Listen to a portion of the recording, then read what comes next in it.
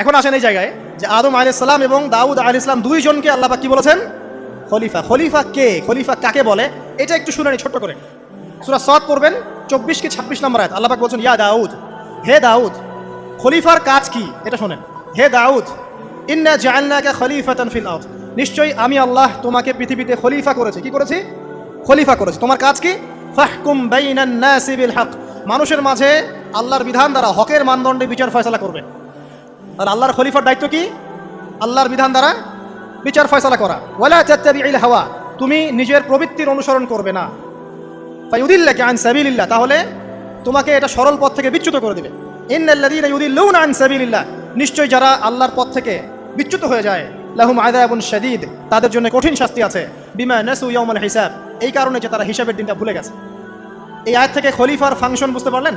খলিফা হক সেটাই যা তোমার রবের পক্ষ থেকে নাযিল। কথা কি ক্লিয়ার? ফালইউমিন, যার ইচ্ছা হয় সে স্বীকার করুক। ওয়ামান শাআ ফালইয়াকফুর, যার ইচ্ছা হয় সে অস্বীকার করুক। ইন্না আ'তাদনা লিযালিমিনা নারান, অস্বীকারী জালেমদের জন্য আমি আগুন প্রস্তুত করে রেখেছি। তো এখানে আপনি হকের সংজ্ঞা পেলেন এবং হকের মানদণ্ডে বিচার ফয়সালা করলে পরে খলিফা হয়। যদি আল্লাহ পাকের হকের মানদণ্ডে কেউ ফয়সালা না করে সে আল্লাহর খলিফা নয়, সে শয়তানের খলিফা। কথা কি ক্লিয়ার? আচ্ছা, এখন যদি আপনি বাধ্য হন কোনো ক্ষেত্রে সেটা আলাদা বিষয়, বাধ্য হয়েছেন সেটা আলাদা বিষয়, কিন্তু আকীদা স্পষ্ট থাকতে হবে যে আল্লাহ রাব্বুল আলামিনের বিধান চূড়ান্ত, এর উপর কোনো বিধান